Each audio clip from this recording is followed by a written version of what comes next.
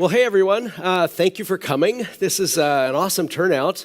I guess just to kind of start things off, if I could, I always like to take a photo of the audience and a selfie because that way I can prove to my boss that I really am actually working versus just kind of like taking in the Stockholm craft beer scene. So if you don't mind, I would like to grab a quick photo of everyone. And boy, I'm going to have to, because this is a tall room, I'm going to have to do this in stages here. So smiles, everyone, smiles, say open source. Kotlin, Spring Boot.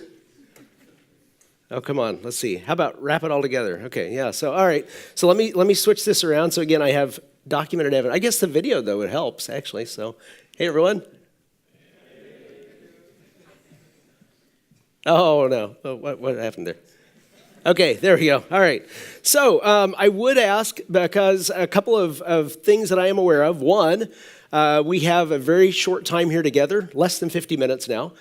So if you would hold any questions to the end, that would be great. If we don't get a chance to cover questions, catch me out at lunch or afterward. I will be here throughout the afternoon until I have to bolt for the airport. But also, I am fully aware that I stand between you and lunch. So I will not be running long, I hope. And if I am, it'll be like a minute or two, and then we'll wrap up and run. But I will be very aware of that. So just so you know, I do respect your time as well. So welcome to this morning's session on springing into Kotlin, or how to make the magic even more magical. I always kind of feel bad about that title just a little bit, because so many times people say, spring is magic. Spring isn't magic. It's science and technology. It really is. But since people call it magic, we'll just go with that, right? So how do we make it more magical? How do we improve it? How do we make our experience better? And of course, the logical answer to that is using Kotlin. Since Spring Framework 5 released 1 week after Java 9, and there were three big parts, or three big stories to Spring Framework 5. One is the reactive story. So it incorporated fully reactive capabilities baked into the entire framework based on Project Reactor, which is an adherent to the Reactive Streams initiative, the Reactive Streams spec. Another is it baselined at Java 8. So it fully supported Java 9 from the get-go, but it baselined at Java 8, which previous versions of Spring Framework, supported all the way back to Java 6, even when Oracle stopped. So I mean, that was kind of nice, but we're baselining at Java 8 to take advantage of those goodies, and further up. And then the third thing is full first-class support for Kotlin. Kotlin, if you haven't tried, who here has done some work in Kotlin, or kicked the tires, or anything? Kotlin is kind of an amazing language. Sometimes I get the question, why should I learn Kotlin? Why should I mess with it? Why, Java seems to be now accelerating its pace of adoption and innovation. Why should I mess with this? Sometimes I like to kind of think of it, I'm very pragmatic. I don't get wowed easily by, well, sometimes I do, depending on the context, but I don't get wowed easily by the latest, greatest, hottest, newest.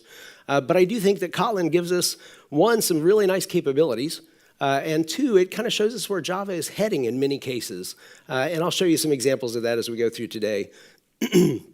But so we're going to talk about that, and we're going to code. And because I always feel like the best way to see something is, or to understand something, is to see it in action. So by the way, I'm Mark Heckler. I'm a principal technologist and Spring developer advocate with Pivotal. Pivotal are the makers of such fine software tools such as Spring Framework, Spring Boot, RabbitMQ, Greenplum, huge contributor to Apache Tomcat, huge contributor to the Cloud Foundry codebase. You may have heard of us. We're a tiny little startup in Silicon Valley. I blog, admittedly not as often as I'd like, but it's a new year, so new hope, at thehecklers.com, my personal website. And then I tweet all the time at mkheck. Is anyone here on Twitter? Anyone? Twitter's a great place to be. It's where all of your favorite open source developers hang. It's the easiest way to get pretty much everyone. And I mean, there are other options, but I think Twitter is the highest signal to noise ratio, at least when you kind of filter out all the fluff. I don't know that they'll ever turn a profit, but it's a great place to hang out. So please ping me. I kind of live on Twitter from sunup to sundown, and I have been known to wake up in the middle of the night and tweet. Probably a sad indication of my life, but there it is. So that's the fastest, easiest way to reach me. If you have any questions, comments, feedback, please do reach out to me there. If you can't, if you don't like Twitter, if you have feedback that takes more than 280 characters, I am also a member of this slightly older and more established social network called Email. Is anyone on email? Okay, a few more.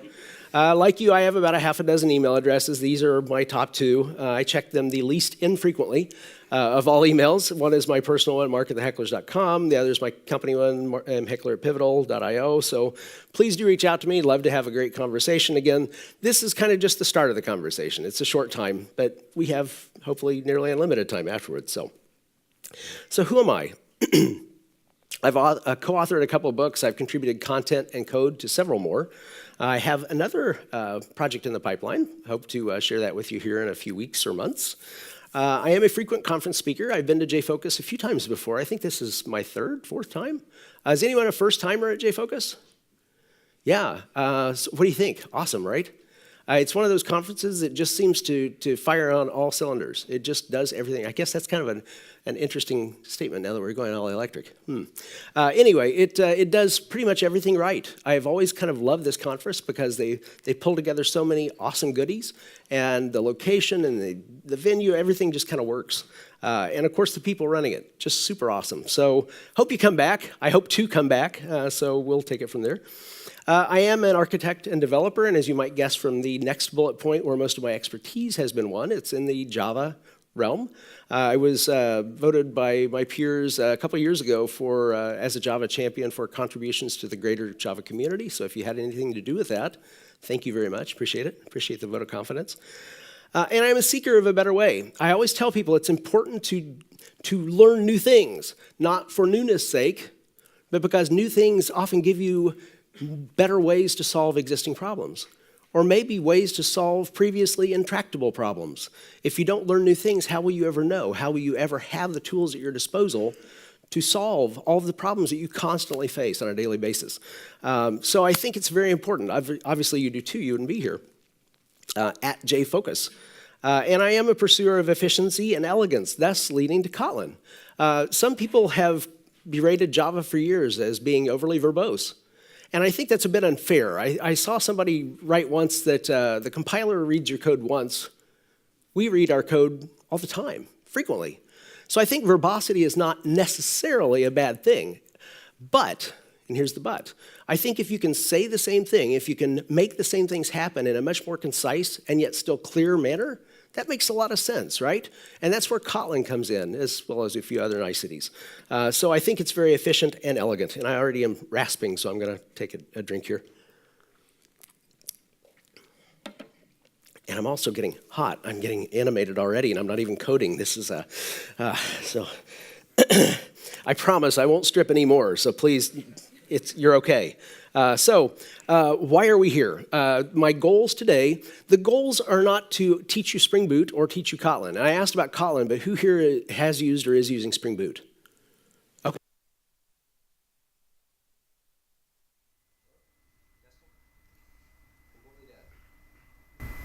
Okay.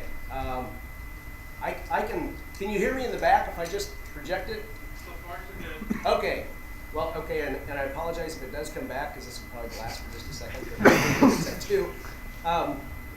But my goal here is not to teach you everything about Spring Boot. My goal is not to expose every nook and cranny of Kotlin, but my goal here is to kind of say, hey, look, you're developing in Spring Boot using Java. Where are some wins? Where are some things that we should start looking at Kotlin to try to plug it in and make things happen? And where are our biggest payoffs the fastest? So why switch in the first place? What do we gain? Is it really worth it? Kotlin is very interoperable with Java, so it's not onerous to try to work with it side by side with Java in the same application.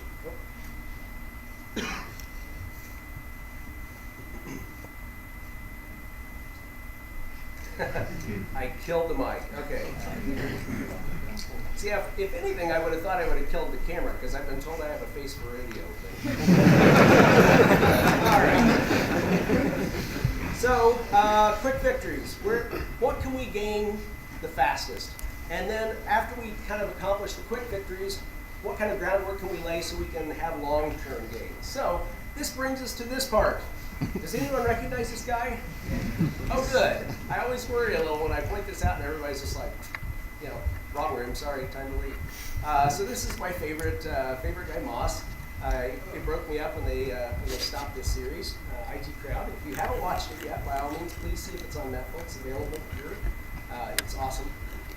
So that's my little portion right to grab. So let's stop from there, and let's jump into some code. So we're going to code an application. It would be awesome. It would be wonderful if we all got to do greenfield applications all the time, every day, right? But we don't. Most of the time we don't. And sadly enough, even when we have a greenfield application, as soon as we start writing code, it becomes brownfield, right? All right, I'll trade you. Testing. Oh, hey, that works. All right. Okay, time to turn it down a little bit. Okay, yeah, just an intimate gathering.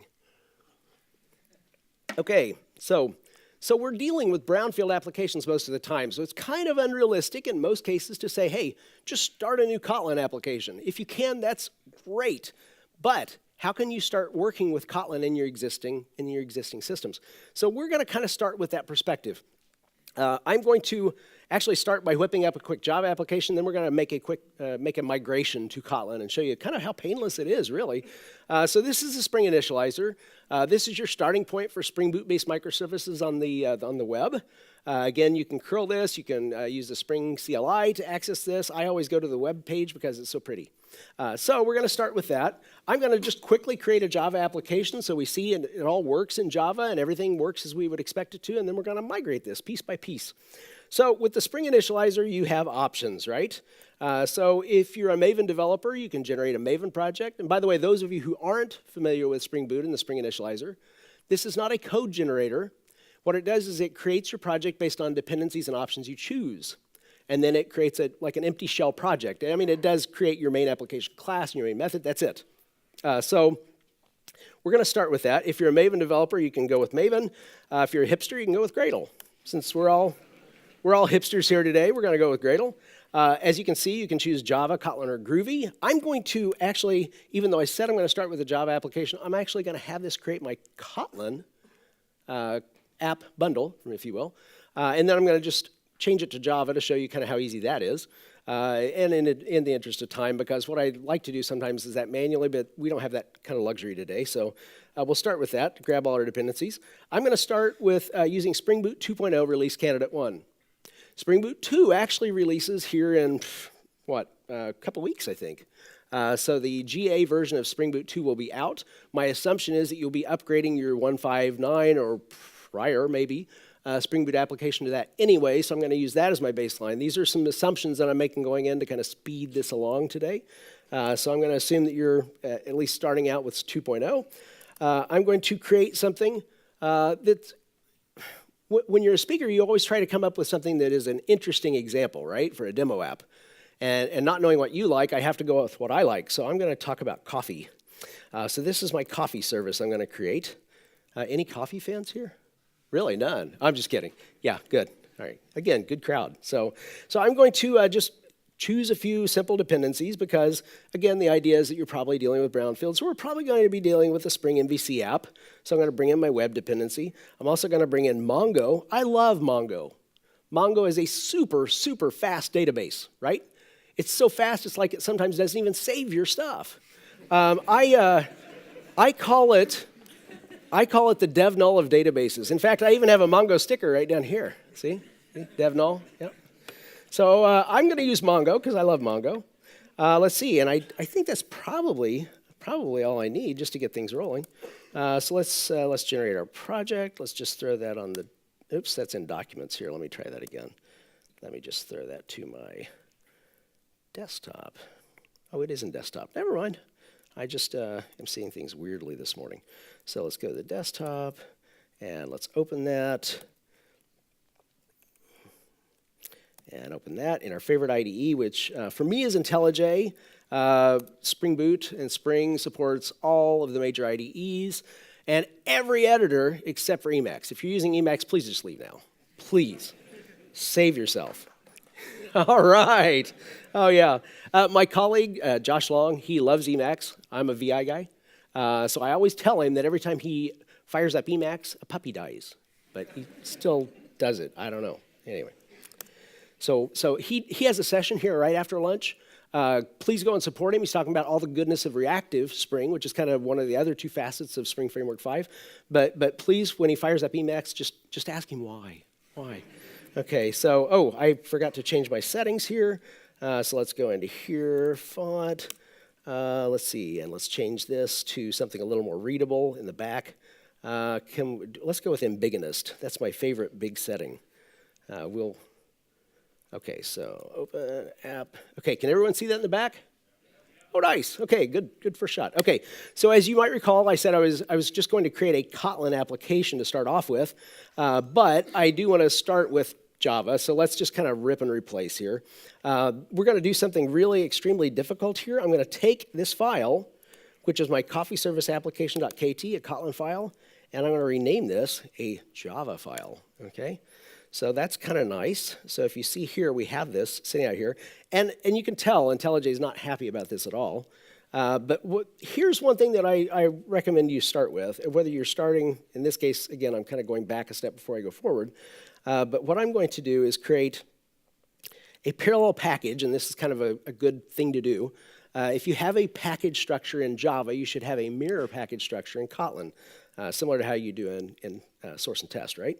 So I'm going to create a com.example.coffee service package. There we go. And then I'm just going to take my now Java application class and just move that. So now I've got a little bit of a mess here, right? Because this is still Kotlin code, and Java just doesn't know what to do with this. So let's fix this. Let's see here. So let's just delete that. And let's add our public static void main, Spring application.run, and we'll take our coffee service application, .class. Come on, there we go. And pass our args.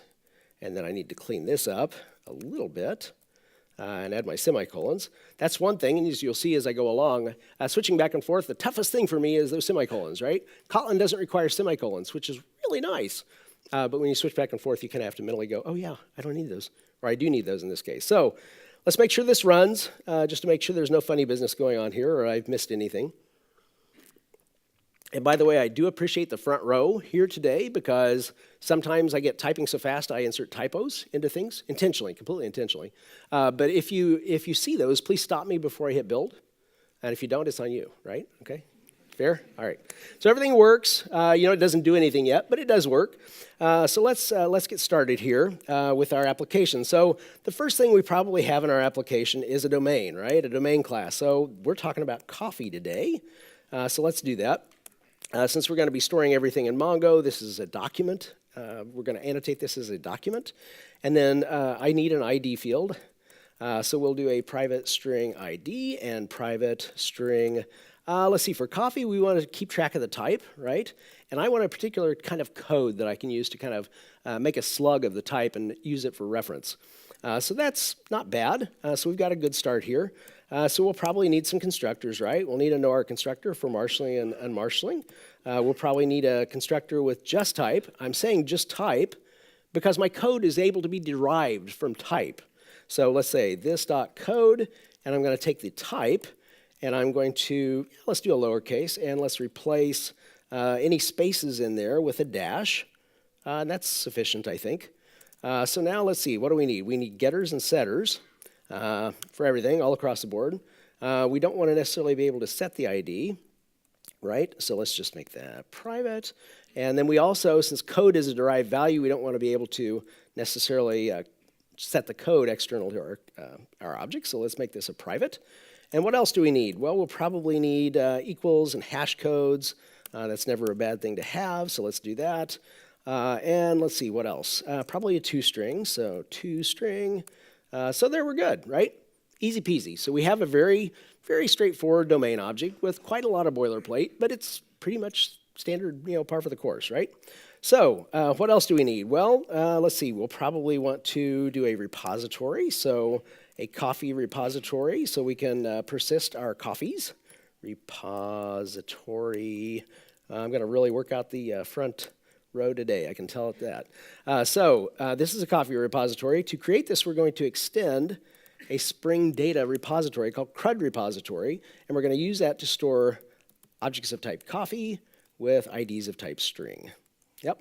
And oops, And so we're already off with our coffee repository. Spring Boot makes certain logical assumptions. Spring Boot's autoconfig, when it sees that you have extended a Spring Data-defined interface, and it sees you have a database driver in your class path, it makes that crazy logical leap saying you probably want to persist things. So that's exactly what happens. It creates a proxy for your database access. So we have that now. We have our coffee repository. So let's see. Let's go back, and we probably want to create some kind of a controller. So we'll call this our coffee controller.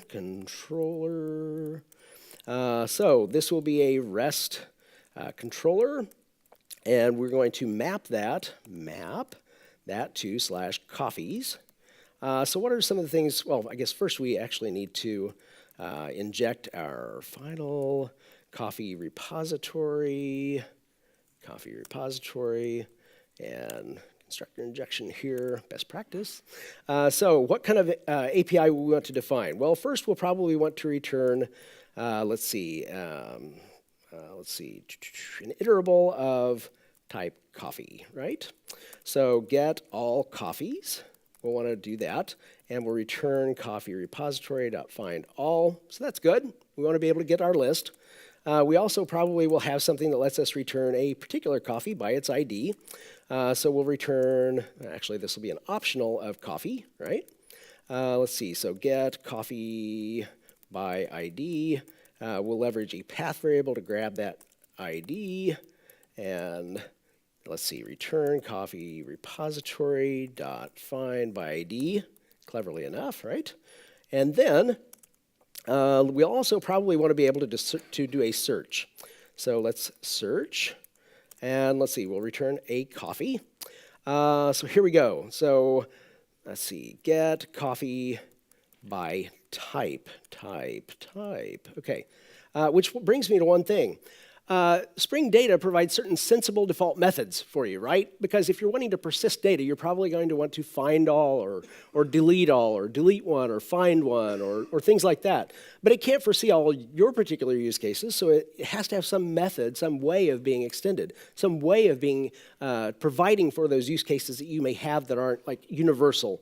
So we want to provide a method signature here to return, let's see, to return a particular coffee. We'll call this find by type, using the type as our parameter. And this is enough. This is enough of a hint for Spring Data to go ahead and provide the implementation. If we want to do something like provide a query, so we can use Spring Expression Language, or JPQL, or even standard SQL, that's great. But this is actually enough for our case, for our purposes, so we'll stay with that. So now if we're going to do a get coffee by type, we're actually going to provide or expect a request parameter. However, it may not be there. So let's say it's required equals false. Let's see, string type, right? So how are we going to do this? Well, let's do a return coffee repository dot find by type. There it is. And we're going to pass it the type. Now this is okay to a point, but remember, request param is false. So what happens if they don't provide one? Well, that gets a little messy, right? So let's see. What we probably should do is something along the lines of if type equals null. Yeah, so that's all right. We do something. Otherwise, go ahead and do this, because type isn't null, right? And there we go. So what happens if type is null? Well, principle of least astonishment, we should probably return just something that's consistent, something that's usable. So let's just return the first record. So let's do a find all. Let's grab the iterator and do a next. And that's probably sufficient just for an example. So we've got everything we need in our basic brownfield Java app except for data. So we're missing data, and me being a rather visual person, I like to see data, because that way I know it's working for sure. It's not just assumed to be working.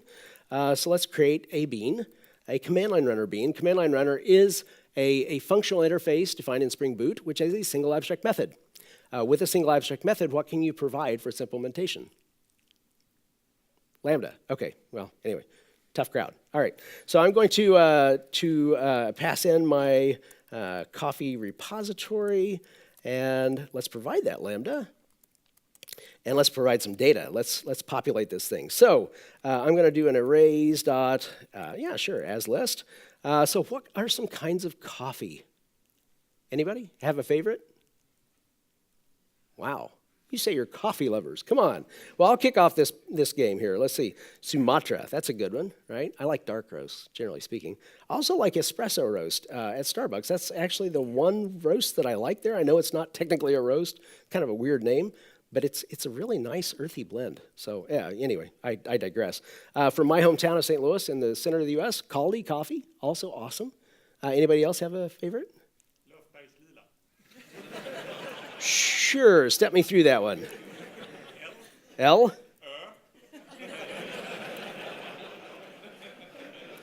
Okay. F? E?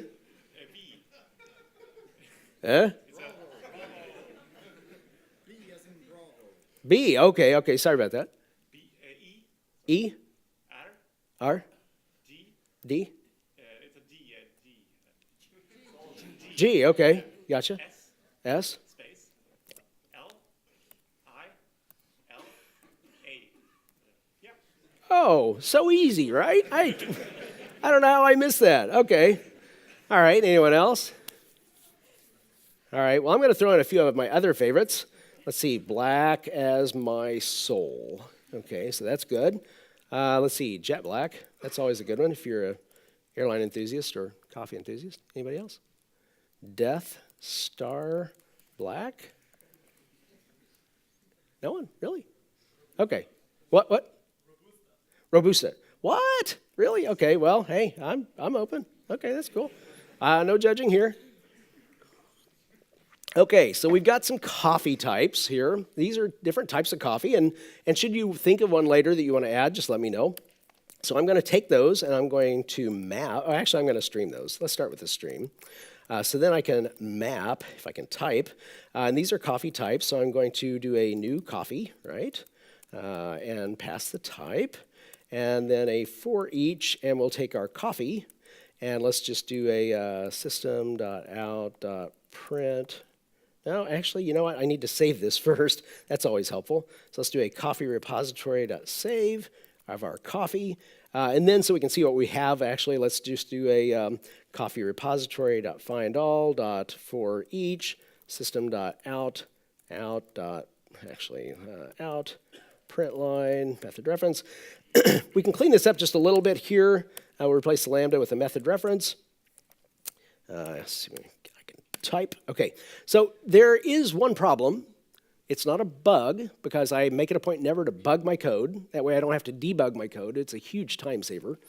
But right now what happens is each time we restart this application, which we're going to do rather frequently, this is going to recreate these same records and try to persist them. And even though this is Mongo, we may wind up with a dupe or two. So we want to make sure that we have no dupes. So what I'm going to do is just kick things off each time with a delete all, and that should be fine. So let's go ahead and run this and see what we have.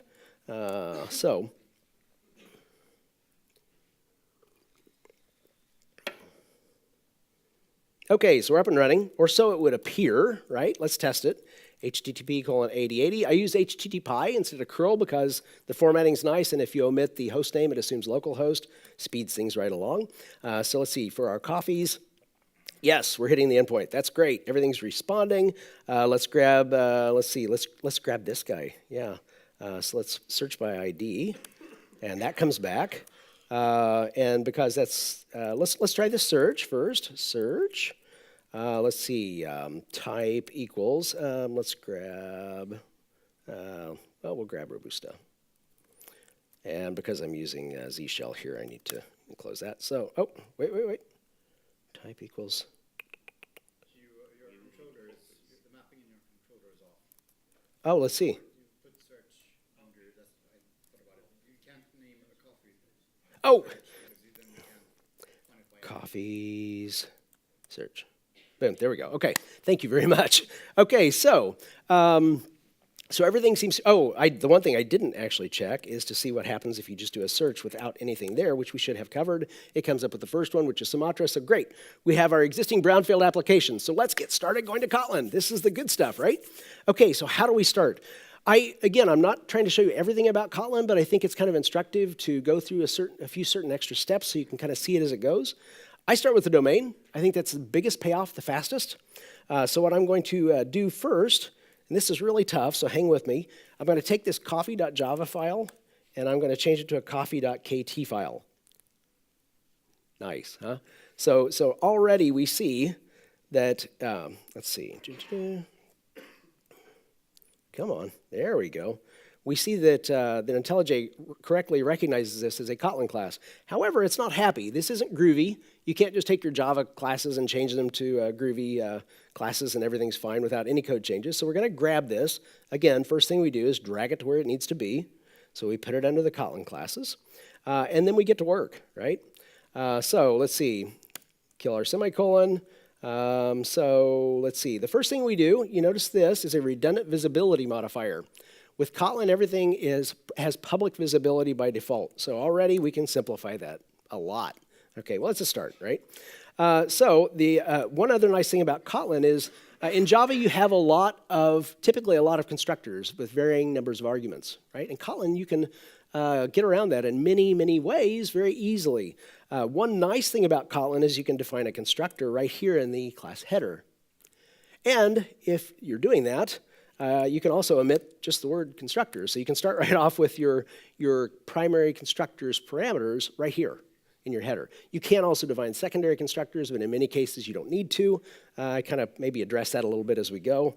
So let's start off with this. I'm going to, let's see, first bring this up, and then we'll just put that there for now. We've got our ID. The first thing we do is change this to put our variable name first, and then the type afterward, after a semicolon. Not a big change, but it's something. With Kotlin, Kotlin has nullability. It assumes a non-null. It assumes non-null unless you specifically tell it otherwise. So what you see here is a field, a property called ID that is of type string, that is non-nullable. If you want to indicate that this could be a null value, because we're counting on Mongo and Spring Data to provide our ID value, right? We're expecting Mongo to populate that value for us. So if you want to not have to provide that when you create a coffee in your code, indicate that it's nullable with a question mark. Very simple. You can also provide default values. So I'm going to say that the default value, if none is provided, is null coming in. So let's go ahead also and bring up our type. So our type is a string also.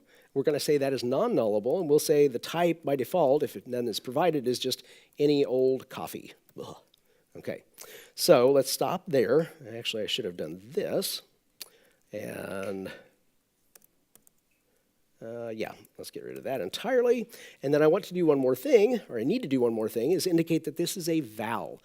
For your properties, you can define them as mutable, variables, vars, or as immutable, values. So I'm going to indicate that these are not effectively final, basically, or final in Java. These are values that will not be modifiable. So this is a val type. So we're going to skip over the code part of that here in a moment. That's a derived value, a derived property. So let's first assume that we no longer need this, this empty constructor. And we'll come back to this as well here in a moment. Boom, boom, boom. Okay, so all of these getters and setters, it's a lot of boilerplate. And even if you do like I did, which is have your IDE just create them for you, you still have to maintain them. You still have to look through them anytime you need to review your code or modify your code. It's a lot of overhead. With Kotlin, since you're defining these properties, by default, you have getters and setters provided for you. You can override those. You can set your setters to private. You can only expose a getter. There are all kinds of options, but at the end of the day, it's really nice just getting rolling. You don't have to provide any of that because the properties are exposed as getters and setters in Java as properties in Kotlin. So that's pretty cool. We still have these things here, the equals, hash code, and toString, so that's a little awkward.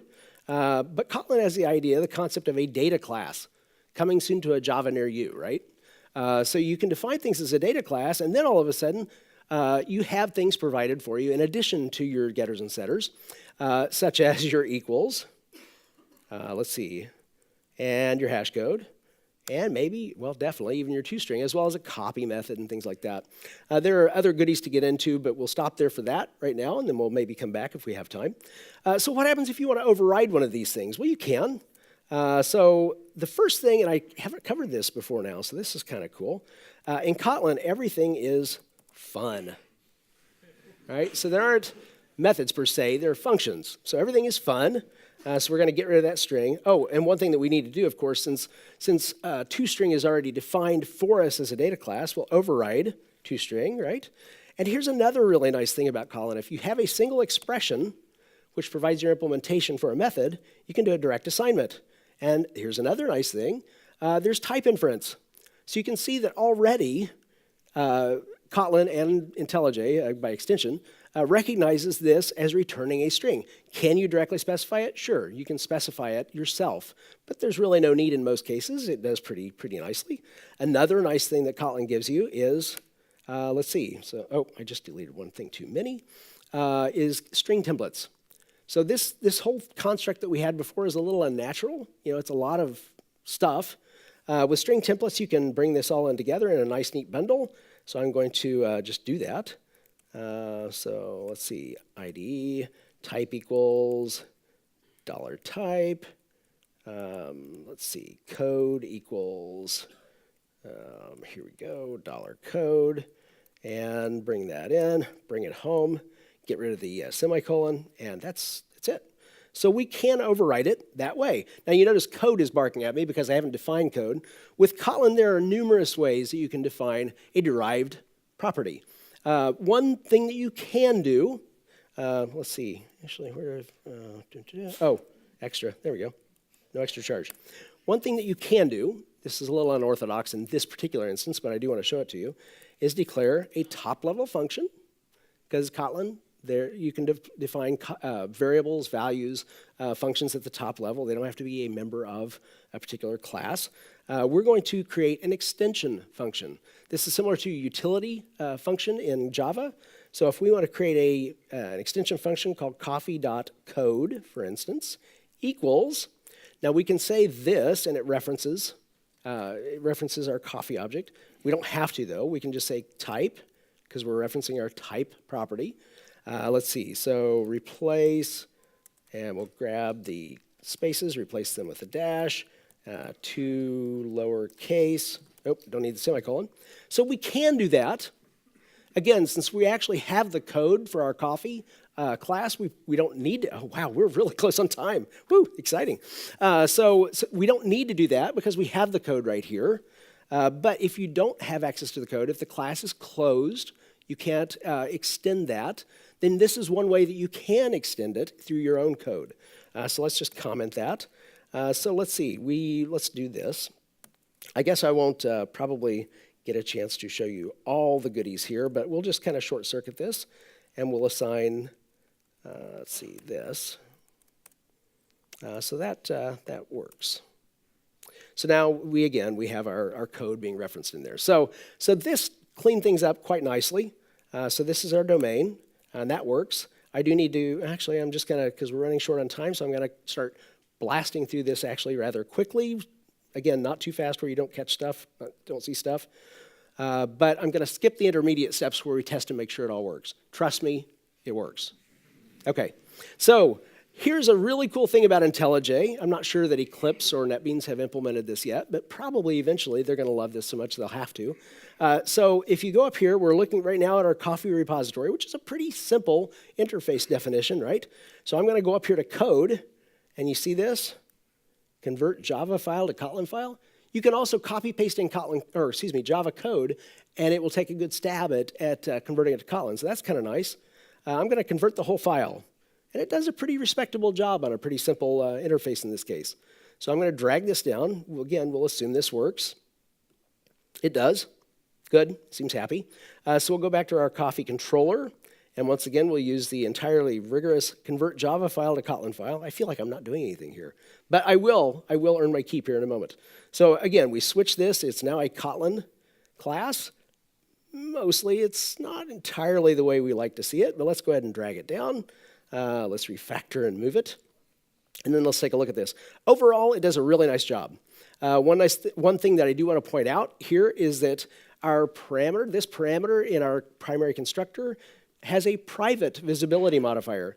which is really good because we don't want to necessarily expose our coffee repository as a property of our coffee controller because we already have access to it directly. Seems a little silly. So let's make this a private parameter, a private property. So this, the all coffees thing, I'm going to skip over this in a moment because I really don't like how this does this. It's not bad, it works. I just don't like it. So I'm going to change it the way I like it. Again, one nice thing, another nice thing, or the thing that I mentioned earlier is that there's type inference. So here it's specifically saying this will return an optional of coffee. But we're going to let type inference do its work. And since this is a single expression, we can do a direct assignment. As you see, it's doing an optional of coffee. The exclamation points are because these are platform types. These are returned from Java, so it doesn't know for sure if it's nullable or not. It assumes, hey, this is a platform type. You can specify it as non-nullable or nullable, but it leaves that up to you, and that's kind of your visual signal for that. For here with our search, there are numerous things that we can do to clean this up a bit. The one thing that I kind of look at is, you see it made this a nullable string, which is cool, and we know it's nullable. We set request param to required equals false, but that seems a little redundant. So wouldn't it be nice if we could just eliminate that? And the good news is, with Spring you can. So again, no redundancy here. I'm going to clean this up a bit. I'm going to do type inference here, and I'm going to assign this. Another thing, ifs, control structures, things like that. In Java, they're statements. They return no values. They're keywords. In Kotlin, they're expressions, so you can do direct assignments from them. So you can do a direct assignment from an if, right? Kind of nice. So if type equals null, do this, return this. You also, and this isn't necessarily unique to Kotlin, but you can get rid of these with a single statement, so that kind of cleans that up a bit. This is a little different. If type equals null, Kotlin has some really nice null checking capability. So if type is null or empty, let's say, or blank. So this tells us first it checks to see if it's null, and if it's not null, it says, hey, is it a zero-length string? We want to handle that similarly to how we would handle a null. So that cleans that up. It does, however, show that our type is kind of barking at us, and it says, hey, do you want to add a non-null asserted call? Do you want to verify and validate that this is definitely not a null value? Usually the bang bang operator is something you don't want to use. But they're, at least in this stage, and I've talked to the folks at Kotlin, they're working this in where in this type of comparison, the is null or blank, this will actually smart cast the same way a specific null check will smart cast. Because normally in Kotlin, if you say if it equals null and it validates that it doesn't, it smart casts it to a specific non-nullable value. This is coming soon. For now, we do the bang bang, and it's not a problem because we know for sure it's not null. This works. I'm actually going to change this to an internal fun just so I can keep everything consistent because I like consistency. Grab my get mapping here, bring that up, and let's see. Yeah, I'm going to get back to that, and that should work. And this guy, and that should be it, right? Okay, so that should work. The other thing that we need to do is go back to our main application class, and as you can see, that is still very much Java. So I'm going to do one more thing with that, and let's see. I just do a code, convert Java file to Kotlin, sure, take my chances, move this down, and refactor. And this isn't so pretty, right? This has a little bit of an issue. But it did actually, and this is a neat thing with companion object. I don't even want to get into this because, again, we have top-level functions in Kotlin, so we really don't need to worry about that. So let's bring that back. So let's see, fun main, Spring application run. And this is fine. This does work, but there is a more idiomatic way to do this. Let's see, run, come on, application. So there we go, coffee service application. So we're actually grabbing the Kotlin class. So that should work. Oh, yeah, it does work better when you do it right. Okay, so that should work. Now we just need to clean up our command line runner bean, which it does a pretty nice job of. But again, we can do a direct assignment. And let's see, there we go. We don't need this. We don't need this. So let's clean this up. We can do a list of, list, wow, it's a caps lock here. List of, and we can specify a type, no need to really, again, type inference. We're doing that the same way we did before. We're going to map, and this is something that's kind of nice about Kotlin as well. So many nice things. It's just kind of, it spoils you. So you can take this type and pass it to coffee. No new required. You can have the, let's see, because we're actually specifying no ID. So we specify our type equals, our type property equals the type that we're passing in. Now, here is another thing, because by default, if you don't specify the name of your Lambda parameter, it's it. So you can do this, type equals it. The nice thing as well is that if you don't specify it at all, it assumes it. So it really shortens it, which is really pretty sweet. Same thing here. Let's see, coffee repository save it. So that's good. And let's see, find all, for each, same thing. Print line it. And that should about do it. So what am I? Dun-dun-dun. Class and bracket. What?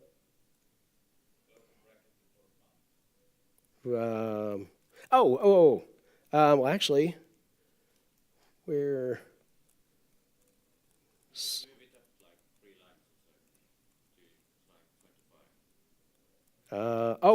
Wait a minute, yeah. There we go. Right? Yeah, so that's it. So that looks happy. All right, so let's run this. Because I'm getting the high sign, we have 1 minute. We're going to slide in right under the wire. This is perfect. Assuming it works. Front row, don't let me down, please. Okay, that looks really, really awesome. So let's go out and try it again. Clear. Let's go hit our coffees endpoint to start off with. Yes, it works. Okay, so let's grab an ID. We'll grab Robusta. Boom, that works. So let's do a search. Let's see, type equals Robusta. And that works. What happens, once again, if somebody just goes crazy here, type equals nothing. Sumatra, again, principle of least astonishment. If they provide nothing with a search, everything works. So, very easy, right? I mean, this is just so simple. Don't tell your boss this is simple. Tell them you're going to convert everything to Kotlin. You'll see great gains, and it'll take you weeks. And then you might have some time off. That'd be a nice change of pace. But to wrap it up, let's go back to here. Oh, we saw Moss. So some helpful resources. All the code that you see, and maybe a little bit more, is out in my repo under Spring+Kotlin. So please check it out and see what you think. And again, the idea is not to exploit all of Kotlin, but to make it very dead simple to convert a Spring Boot application using Java into Kotlin. So I think it's, again, very approachable, as you've seen. Spring.io is the place for Spring reference materials. Kotlinlang.org also, and Kotlin.link, which actually brings in more Kotlin stuff entirely. And then just thanks for coming. So I appreciate it.